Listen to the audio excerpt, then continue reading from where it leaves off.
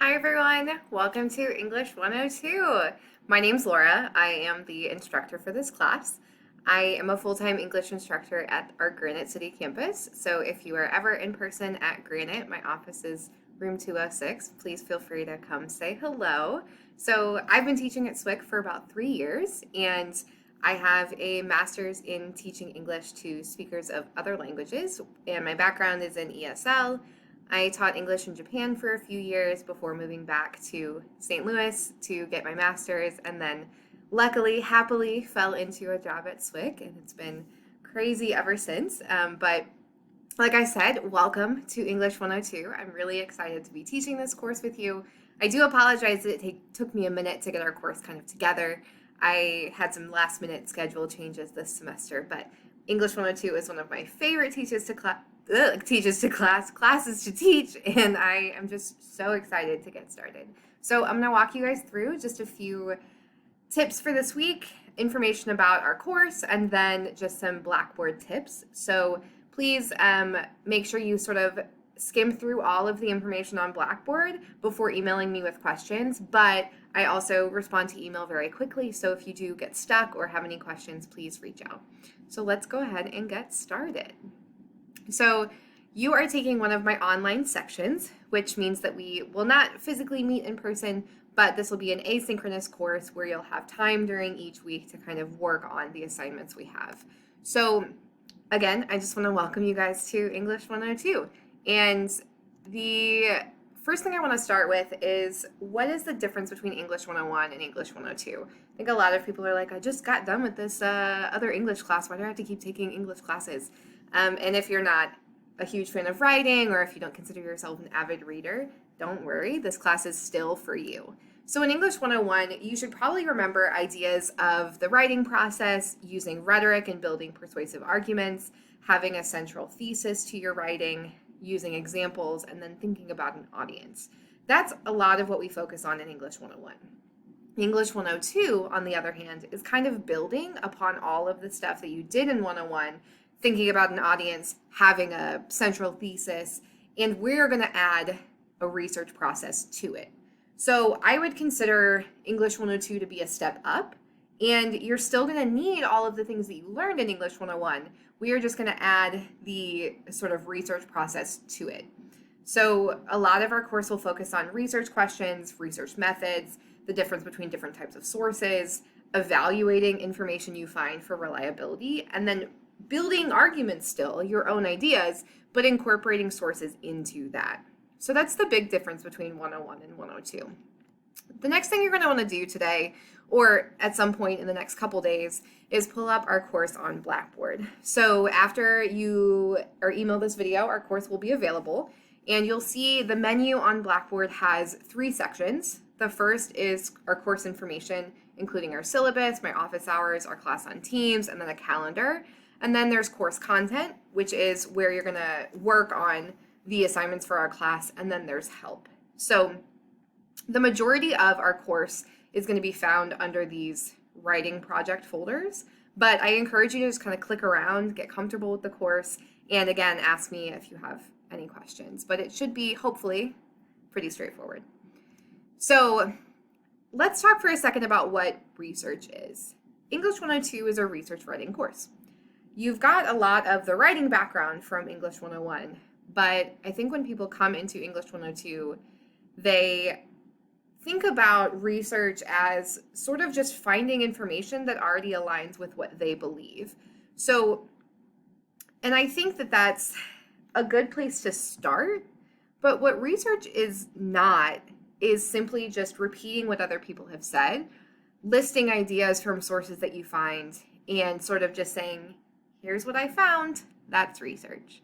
What research actually is looking for answers to questions that don't have easy answers, and considering an issue or an idea from a variety of perspectives, and then analyzing what those sources are saying and kind of combining it all in your own head to make sense and to make new ideas. So research is really about idea creation. It's about saying, okay, here's what I think. Here's what these other 6 people think. Now, after looking at all of that, what do I still think? Has it changed? Should it change? That's sort of what research is. And I think what I want you to do when you approach this course is to consider how research can help you to improve your own thinking and understanding of the world around you. So you'll notice in our syllabus that our course theme, if you will, is social issues. So these are issues that might impact the community that you live in, are a part of, or one that you're interested in. So some examples from this image here are unemployment, which has been a big social issue with COVID, immigration, which I wouldn't necessarily consider. When you think about immigration, you might think about illegal immigration. You might think about people immigrating into the US seeking asylum from different countries. So social issues are really problems that impact how we live in our communities. And the reason that I want to focus on social issues is because we often, especially right now with the pandemic and all that it's being impacted by it, is we can start to feel a little helpless and kind of like we have no control in the communities we live in. We're just kind of being hit with all of these problems and don't have the power or the know-how to address them. So the reason I use social issues in this course is because I really want to empower you all to think about the world you live in, where you come from, the people you're around, and how you can enact change in your community. Because I am a strong believer in change from the ground up. So that's why we focus on social issues. And I really like this quote by Lily Tomlin. She says, "I always wondered why somebody doesn't do something about that. Then I realized I was somebody." And I think this really kind of encompasses and encapsulates what I want to achieve in this course. So I know that, sometimes these issues sound sort of like buzzwords, and we don't really have a conceptualization about what they mean. But over the course of our first project and our second, you'll really get an idea of what these terms mean for you. And that's the goal.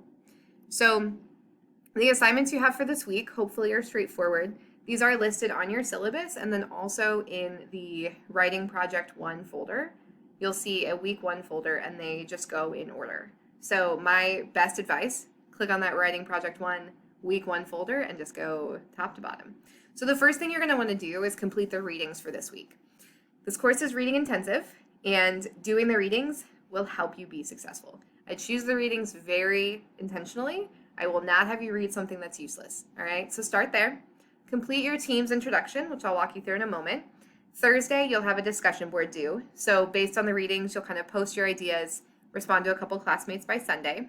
And then also due Sunday is a library and resource scavenger hunt. So I'll walk you guys through this in just a second from Blackboard, but keep these assignments in mind. I have the due dates kind of split up so that you can, in your head, kind of set a schedule that works and you don't wait until Saturday night to do all of the work for the week. If it's easier for you to do the discussion board on Monday and you finish the scavenger hunt by Friday, totally fine. The idea is, though, that you want to break up the work and not overwhelm yourself. All right, so this first week in English 102, what our focus is going to be is on introducing you to research, using the library, looking at databases, and thinking about why we research. And we're also going to look at APA format. So previously you may have used MLA, maybe even Chicago if you took an art course, but we focus on APA in this class because it is most common, in social sciences. So you may have used MLA in previous English classes, but if you get into psych classes, nursing classes, tech ed classes, if you're using research in those, they likely will use APA. So I think it's always useful to have both. And then what we're also going to do this week is get an introduction to ethnography, which is the first kind of research we're going to use. So the course is broken down into 2 projects. Our first project will be weeks 1 through 8. And it's going to be a type of research called ethnography.